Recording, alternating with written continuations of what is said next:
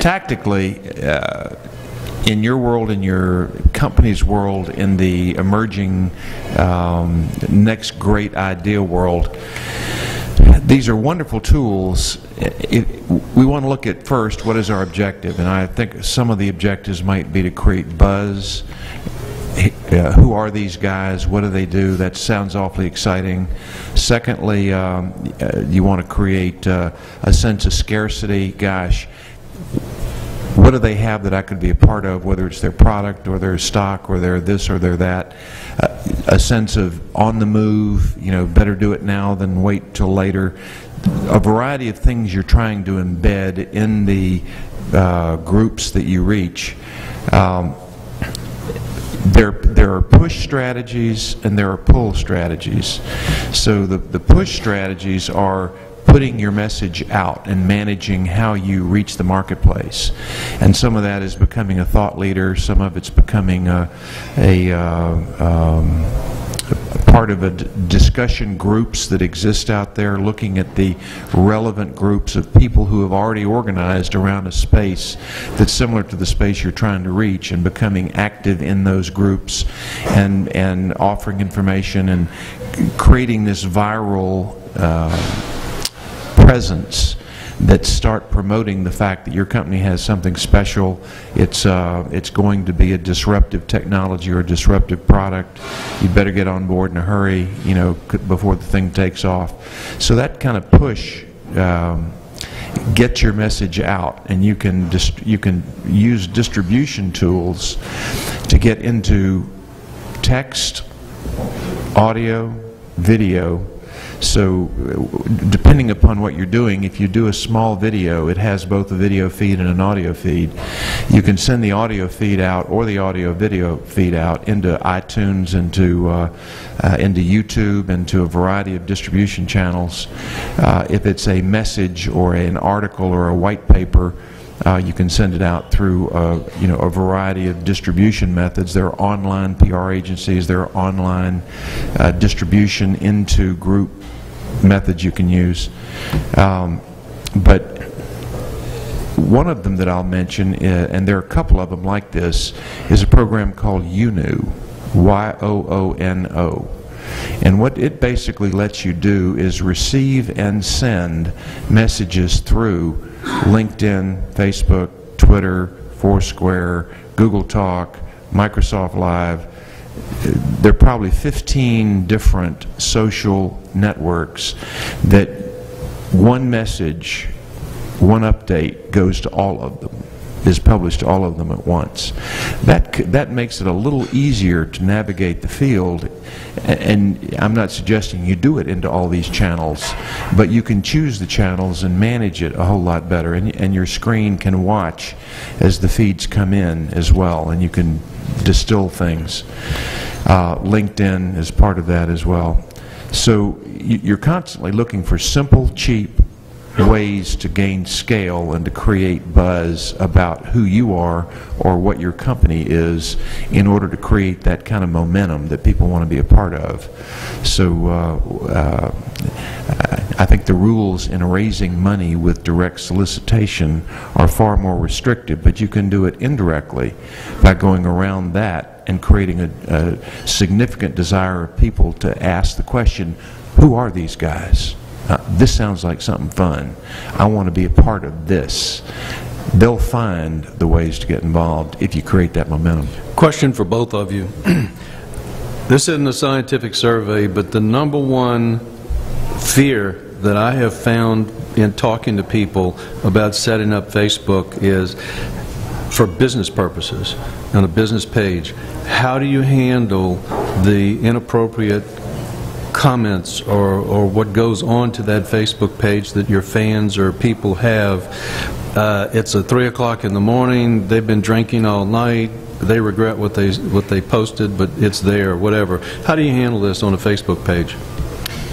Well, again, this is an area where having a professional, having a consultant can help educate you on what to respond to and what not to respond to. the reality is that more and more consumers are spending more and more of their time on Facebook, especially the sort of rising generation. The web is Facebook to them. They open that window and they have that window open all day. So it behooves all businesses, I think, to figure out their social strategy and make sure that they have a presence there. There are best practices on how to engage with the consumer, and frankly, it's the best way to put it is it's a balancing act. It is don't take the social out of a social network. Consumers are there, and this is not formal Coca-Cola position because I do mobile. I have another team in my group that does social, but they are there, in my opinion, to engage with you.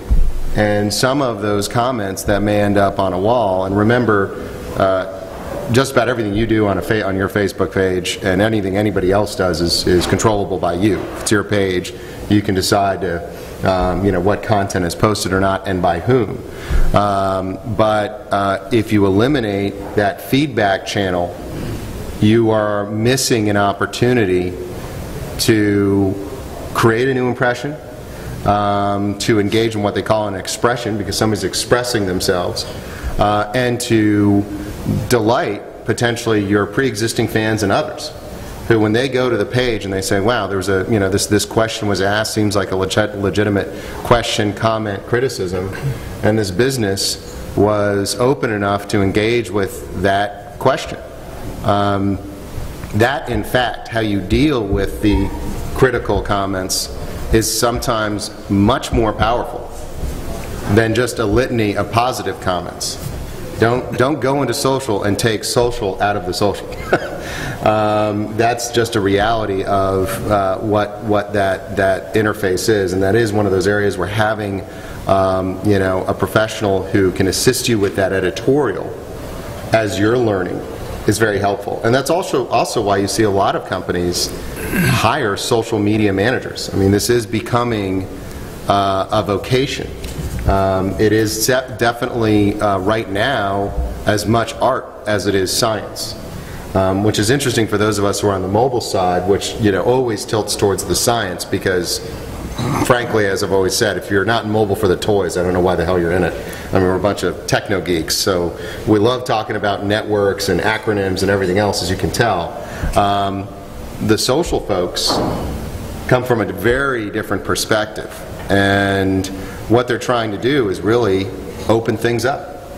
So if you're not ready to be a little bit more open and engage, that's where you really should have somebody walk you through how you can be.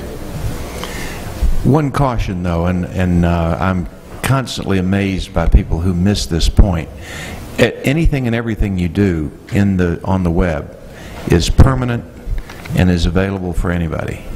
So things like, gosh, I'm having a great time fishing in salmon in Alaska, is telling every person who wants to break into your house that you're not there. There's a lot of vulnerability that you inject if you offer yourself up too full, too open, too.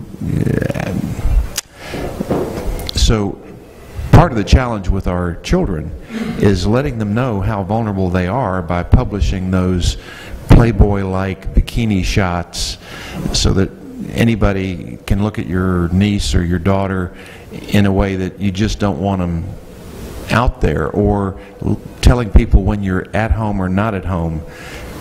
Things like that just are common sense, that people are so enamored with the technology that they're sitting there bar hopping, telling their friends where they are at the time, but they're also telling people where they're not. Or their employer, well gosh, I noticed on your Foursquare account that you were out till 4 in the morning and hit 15 bars. How did you avoid a DUI? Yeah, the problem with common sense is it's not very common. And I do think that raises a great point as far as what you do personally and the difference between having a personal presence online and having a business presence. And I think there's there's a big business to be had, actually, if you guys are looking for a startup idea, around, around proper guidance and reputation protection. And there's been some companies, just on a personal basis, especially as this generation comes out into the professional marketplace, they're right to follow the advice that you're mentioning. But again, it is permanent, it is out there. There's a right way to manage it. And don't let that steer you away from doing nothing. Don't let that be an excuse to do nothing.